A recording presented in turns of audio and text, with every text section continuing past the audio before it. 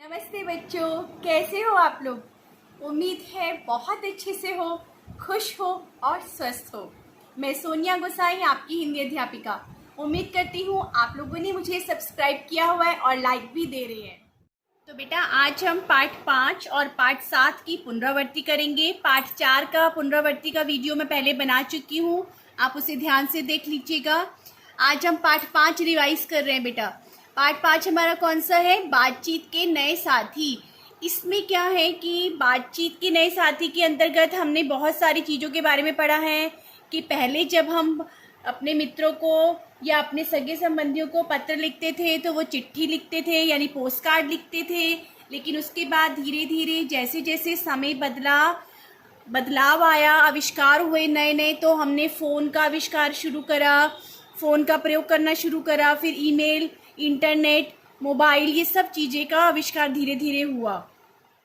इसके अंतर्गत बेटा सबसे पहले मैं आपको पोस्ट कार्ड बताना चाहती हूँ। ये कागज़ का टुकड़ा होता है जिसके द्वारा हम अपने मित्रों का, सगे संबंधियों का हालचाल जानते हैं।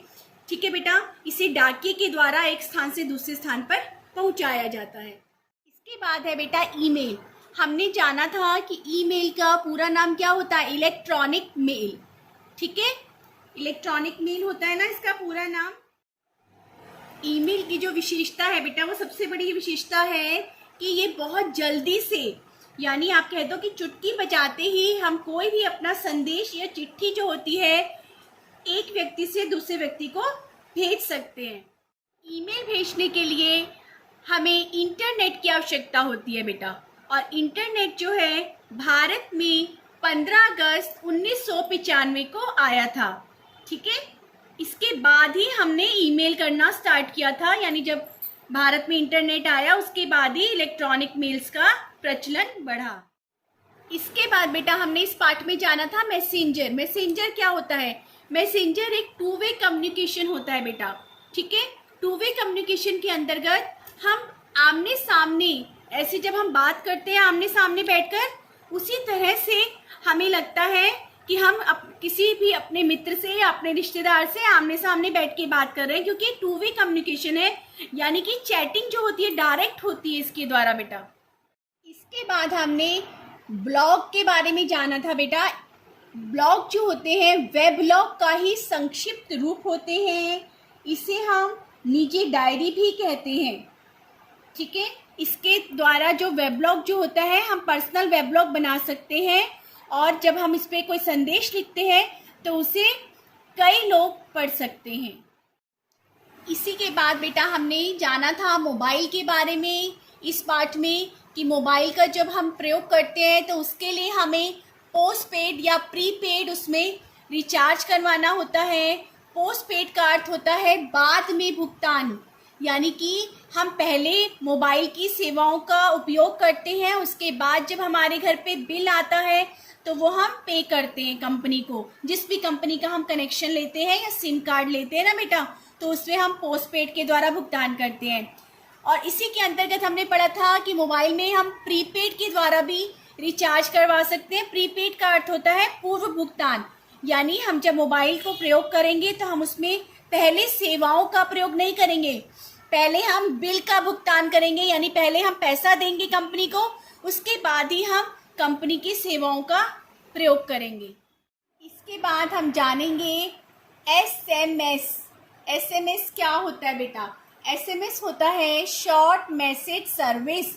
इसके अंतर्गत आप टेक्स्ट मैसेज भेज सकते हैं। ठीक है ना, टेक्स्ट मैसेज क्या होता है? जब हम किसी को लिखित संदेश भेजते हैं ना, तो वो फ़ोन से भी कम पैसों में, यानी इसकी जो कॉस्ट होती है वो बहुत सस्ती पड़ती है बेटा, बहुत कम पैसों में हम शॉर्ट मैसेज सर्विस का प्रयोग कर सकते हैं। इसके बाद आता है एमएमएस। एमएमएस क्या होता है बेटा? इसकी फुल फॉर्म, यानी इसका पूरा नाम होता है मल्टीमीडिया मैसेज सर्विस। ठीक है, इस मल्टीमीडिया मैसेज सर्विस के द्वारा हम वीडियो क्लिपिंग या फोटोग्राफ जो होते हैं वो भेज सकते हैं एक दूसरे को। ठीक है बेटा, आपको इसकी फुल फॉर्म ज़रूर याद रखनी है। एसएमएस वाली शॉर्ट मैसेज सर्विस और एमएमएस वाली मल्टीमीडिया मैसेज सर्विस।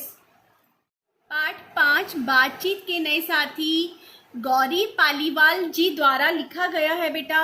इससे संबंधित मैंने जो पीछे वीडियो बनाए हैं, तीनों वीडियो पार्ट 5 से संबंधित आप देख लीजिएगा, क्योंकि उसमें हमने प्रश्न उत्तर, वाक्य प्रयोग, शब्दार्थ वगैरह सब कुछ बहुत विस्तार से किया है। तो आप उसमें भी दोबारा से उसको देख के उससे भी जानकारी प्राप्त कर सकते हैं। अब हम करेंगे बेटा पाठ 7, अमर शहीद भगत सिंह के पत्र। इस पाठ के जो लेखक हैं वो भगत सिंह जी स्वयं हैं, यानी उन्होंने ही ये पाठ लिखा है, क्योंकि इस पाठ के अंतर्गत उनके द्वारा लिखे गए 2 पत्रों को सम्मिलित किया गया है।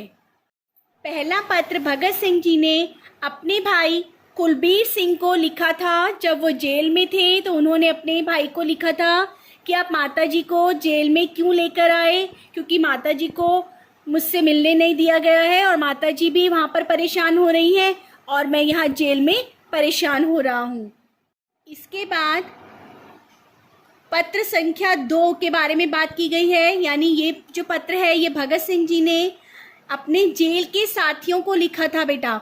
ये पत्र उन्होंने अपनी फांसी से एक दिन पहले 22 मार्च 1931 को लिखा था, और पहला पत्र जो है उन्होंने 3 मार्च 1931 को लिखा था बेटा। इन दोनों पत्रों की आप डेट यानी दिनांक जरूर याद कीजिएगा कि पहला पत्र जो उन्होंने अपने भाई को लिखा था वो 3 मार्च 1931 को लिखा था, और दूसरा पत्र जो उन्होंने अपने जेल के साथियों को लिखा था वो 22 मार्च 1931 को लिखा था। जो दूसरा पत्र है बेटा जो उन्होंने अपने जेल के साथियों को लिखा था, उसके अंतर्गत उन्होंने बताया था कि उन्हें अपने ऊपर गर्व हो रहा है, क्योंकि उनका नाम जो है वो हिंदुस्तानी क्रांति का प्रतीक बन चुका है और वो देश के लिए कुर्बान हो रहे हैं, तो उन्हें अपने ऊपर बहुत गर्व महसूस हो रहा है। और उन्होंने ये भी लिखा था कि अपने देश के लिए वो बहुत कुछ करना चाहते थे, उनकी हसरतें थी, लेकिन वो उसका 1000वां भाग भी पूरा नहीं कर पाए हैं, क्योंकि उनको अंग्रेजी सरकार ने जेल में डाला हुआ है। इसमें तीसरा पॉइंट है बेटा, भगत सिंह लाहौर की सेंट्रल जेल में कैद थे। ठीक है बेटा। इसके बाद है 4th पॉइंट, भगत सिंह ने फांसी से एक दिन पहले 22 मार्च 1931 को अपना अंतिम पत्र लिखा था। अर्थात भगत सिंह को फांसी कब हुई थी? भगत सिंह को फांसी 23 मार्च 1931 को हुई थी। ठीक है बेटा। इसके बाद अगला पॉइंट है हमारा, भगत सिंह का नाम हिंदुस्तानी क्रांति का प्रतीक बन चुका है। ये किसने कहा था? भगत सिंह ने स्वयं कहा था कि भगत सिंह का नाम हिंदुस्तानी क्रांति का प्रतीक बन चुका है। और भगत सिंह जी ने ये भी कहा था कि क्रांति दल के आदर्शों और कुर्बानियों ने मुझे ऊंचा उठा दिया, अर्थात भगत सिंह जी को ऊंचा उठा दिया है। किसने? क्रांति दल के आदर्शों और कुर्बानियों ने, जिसकी उन्हें उम्मीद भी नहीं थी। इसके बाद अगला पॉइंट है बेटा, भगत सिंह जी ने स्वयं को सौभाग्यशाली कहा है। क्यों कहा है? क्योंकि वह देश के लिए अपना बलिदान दे रहे थे। अर्थात मैंने आपको बताया था कि इस पाठ में बताया गया है, भगत सिंह कह रहे थे कि मुझे स्वतंत्र होकर जीवन अपना जीना है, ना कि पाबंद होकर। यानी वो जेल की सलाखों के पीछे जीवित नहीं रहना चाहते थे।